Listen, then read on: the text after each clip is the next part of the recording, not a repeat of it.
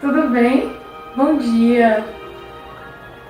Hoje nós vamos abordar um tema que tem sido um tema bem presente em praticamente todos os atendimentos, em todas as palestras, em todas as rodas de conversa, em todos os cafés, que são os temas do relacionamento afetivo mais íntimo, né?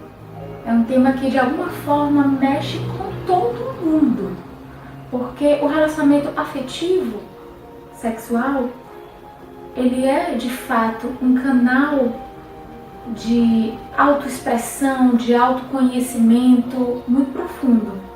Ele revela quem somos através do outro, que funciona como um espelho. Ele revela que sentimentos reprimidos, sentimentos negados, desejos não assumidos nós temos e às vezes não fazemos ideia que temos, né?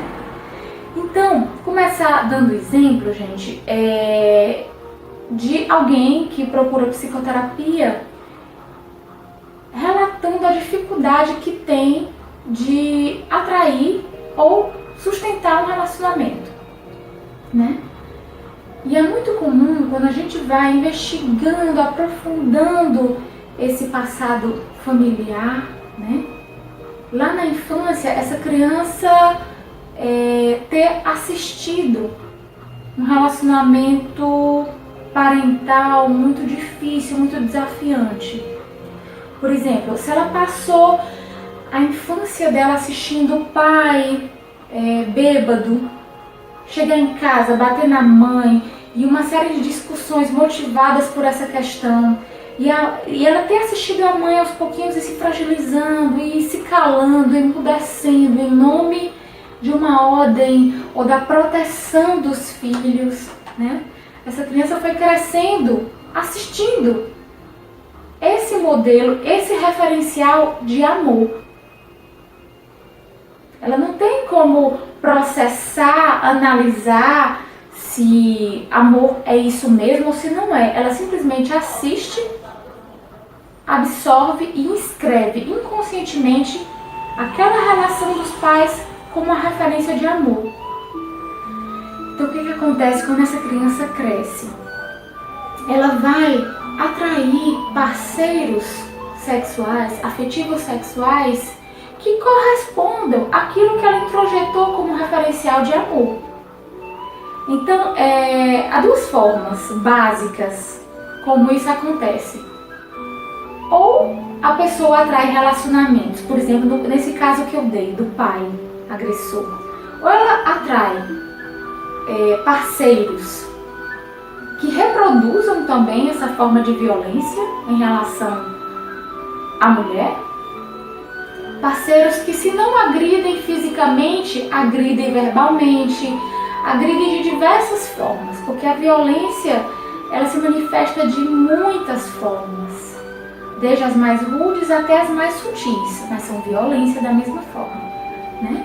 Então, ou essa cliente, no caso de ser um exemplo de uma cliente mulher, ou ela atrai parceiros masculinos que reproduzam fielmente, identicamente o pai que ela teve, né? Ou então ela atrai exatamente o oposto. Homens mais passivos, com dificuldade de poder de decisão, dificuldade de assumir a própria agressividade. E aí esse tipo de parceiro dá a ela a oportunidade de ser a opressora e não a oprimida, como a mãe dela foi. Ela entende que a melhor forma de estar segura no relacionamento é oprimindo, como o pai dela fazia com a mãe dela. Percebe que interessante? Então, o referencial é sempre esse, o referencial de dor, em que o pai batia na mãe. Então, ela vai atrair relações idênticas a esse padrão de dor, ou em extrema semelhança, ou em extrema aparente oposição. Mas o referencial é sempre essa dor, né? Enquanto ela estiver inconsciente dessa inscrição inconsciente da infância sobre o que é amor. Ela vai ficar atraindo ou um polo ou outro, mas é tudo a mesma coisa. A dor que ela assistiu entre os pais quando criança, né? Ela ainda não consegue estar de forma autêntica, legítima dentro do relacionamento, porque ela ainda não tomou consciência do que ela atrai e por que ela atrai. Percebe?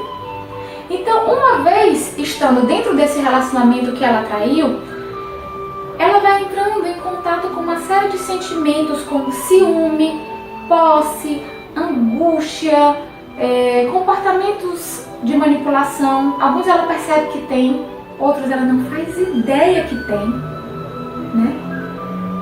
Uma série de sentimentos que estão guardados lá nos porões do inconsciente são acordados, são despertados através da energia sexual. A gente costuma dizer que o parceiro que você atrai aperta os botões certos, bem aquele botãozinho ali que dói mais.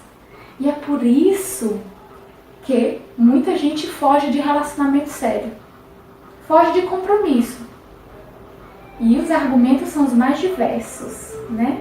Não é o meu momento de compromisso agora, eu estou muito bem, não sinto falta. Isso pode ser verdade, viu? Mas não é a verdade da grande parte dos casos que eu atendo aqui. É um discurso de defesa. Ou então, tem sido bem comum também, não, eu sou adepta do relacionamento aberto, do amor livre. Veja bem, isso também pode existir de forma legítima, de forma verdadeira e consciente, mas também não é o caso da grande parte do discurso dos clientes que eu atendo aqui. É mais outro mecanismo de defesa para entrar em contato com essa, para não entrar em contato com essa possibilidade da intimidade. São estratégias várias. Como, por exemplo, tem um outro caso bem comum. Ai, Alice, eu só me interesso por homens e mulheres que moram em outros estados, em outros países. Eu não sei o que acontece. Quando eu me interesso pela internet, eu vou perguntar de onde é. É de outro país, é de outro estado, né? Ou então, olha, eu estava numa festa, achei a moça linda, achei o rapaz muito interessante. E aí eu me aproximei. Quando eu abordei, descobri que a pessoa era homossexual, tinha a orientação homoafetiva, ou seja, não poderia se interessar por mim, né?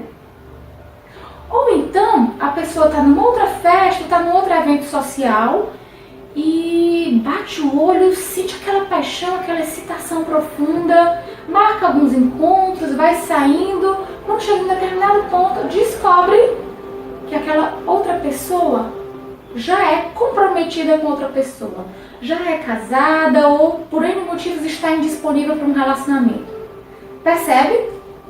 Nos 3 casos que eu citei, morando em outro país, tendo orientação homoafetiva, quando você é heterossexual, ou atraindo pessoas que não podem te propor um compromisso porque já tem outro compromisso. Em todas essas possibilidades, você está se interessando por nãos. Você está se interessando por pessoas que não vão te propor um relacionamento.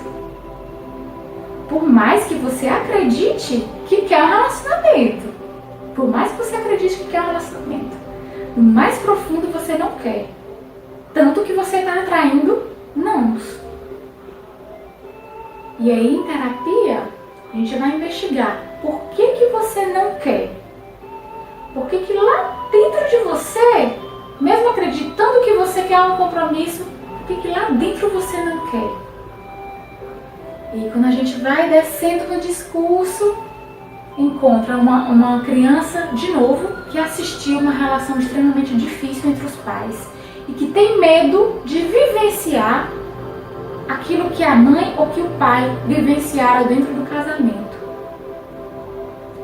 Então, você começa a olhar para aquela parte de você que evita um relacionamento e começa a compreender. E compreendendo é o primeiro passo para você ir se libertando desses padrões emocionais ancestrais, mas que estão inscritos em você. Padrões emocionais de relações afetivos sexuais dos seus pais, dos seus avós, dos seus tataravós. E ainda, por exemplo, se você é uma mulher, dando exemplo, que teve esse referencial de pai extremamente agressivo, violento, autoritário, né? Pode ser, veja bem, importante eu explicar uma coisinha antes, que todos nós temos o ânima e o ânimos dentro de si, né? As dimensões feminina e masculina, certo? O yin e o yang. Todos nós temos as duas dimensões, as duas polaridades dentro de nós mesmos. Então, se por exemplo, a minha demanda mais urgente de trabalho aqui dentro é trabalhar o meu masculino,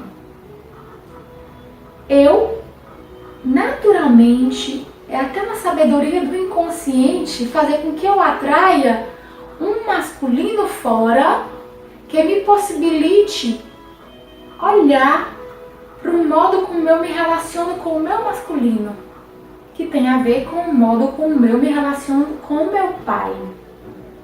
Percebe? Só que às vezes esse pai ele foi tão agressivo, ele foi tão violento, ele foi tão castrador, que eu, enquanto mulher, não consigo entrar em contato com o masculino num homem fora. É muito doloroso, eu tenho medo. Então, não sabendo que tenho medo, uma série de desculpas aparecem para eu não me relacionar com aquele masculino na forma de um homem, né? Não achei ele interessante, não é o meu momento, ou então até começa, mas quando está se aprofundando, a mulher entra em contato com a própria frigidez, não se excita mais. O que acontece? Né?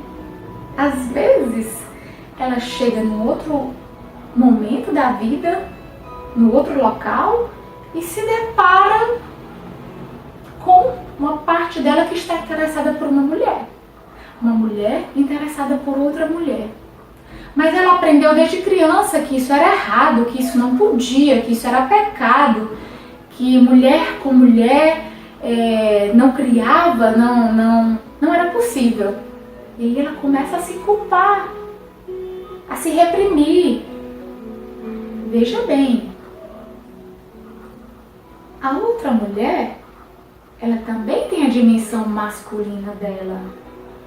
E talvez, inconscientemente, você tenha atraído o masculino em forma de mulher, porque é menos doloroso para você. É mais fácil para você entrar em contato com esse masculino em forma de mulher do que com esse masculino em forma de homem. Porque vai lembrar o teu pai, violento e agressivo. Percebe? O inconsciente, gente, ele é muito sábio. Ele é muito sábio. E ele tem uma tendência natural para a saúde. Então, se você não consegue entrar em contato com algumas experiências de frente, para olhar de frente logo para a dor dos teus pais que te rege, então ele vai lançando mão de estratégias para que aos pouquinhos você vá se aproximando dessa dor, olhando para essa dor do jeito que você suporta.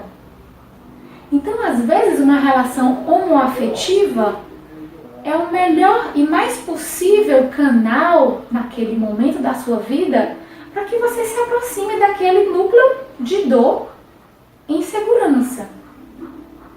Percebe? Então é muito profundo, é muito profundo. Então o objetivo dessa fala de hoje que me chegou com uma fala urgente pelas demandas dos atendimentos dessa semana é coragem para olhar para o próprio desejo, né? Que às vezes a repressão é tão grande que nem identificar o próprio desejo você consegue. Nem identificar o próprio desejo você consegue. Porque a repressão é tão profunda, né? Mantida, nutrida pelo complexo de Édipo que não se dissolveu, pelo complexo de Eletra que não se dissolveu. O de Édipo é o filho com a mãe e o de Eletra é a filha com o pai. A grosso modo, tá? A grosso modo. É quando a menina ainda não conseguiu se desvencilhar do pai. Mesmo que essa menina já tenha 30 anos, mesmo que essa menina já tenha 50 anos. Não conseguindo se desvencilhar do pai, ela não consegue estar com outro homem. Ela não consegue sustentar o relacionamento com outro homem, porque ela continua casada com o pai. Eu sei que parece louco isso. Mas é o funcionamento psíquico. E é profundo, né? Da mesma forma, o menino. Esse menino, ele pode ter 50 anos, pode ter 70 anos, mas nunca conseguiu sustentar um relacionamento com uma outra mulher ou com outro homem que tenha um feminino forte. Por quê? Porque esse menino continua casado com a mãe, né? Que aí é o complexo de Édipo. O anterior que eu falei é o complexo de Eletra, a menina com o pai. O Édipo, o menino com a mãe. Então, enquanto esse filho e essa filha não se emanciparem, eles não poderão se tornar homem e mulher. Logo, não conseguirão sustentar um relacionamento com ninguém, porque seria trair a relação que já tem com o pai e com a mãe. É profundo. Eu sei que parece absurdo, mas nós somos muito profundos mesmo. Nós somos muito profundos nas raízes e nas alturas, né? Então a psicoterapia é uma ferramenta linda para que a gente possa se explorar, se expandir. Então, fico feliz de poder contribuir, colaborar para o refinamento, a apuração da autoobservação em relação aos seus relacionamentos afetivos sexuais. Quer saber onde você está? No desenvolvimento, no autodesenvolvimento? Veja quem você está atraindo. Que padrões você está reproduzindo? Que grilhões você está quebrando? Ou que desejos você está reprimindo? Que passos você pode dar para essa emancipação? Para você se tornar uma mulher ou um homem inteiros e assim atrair outros inteiros para compartilhar. E não para codepender, mas para compartilhar. Por hoje é isso. Bom dia!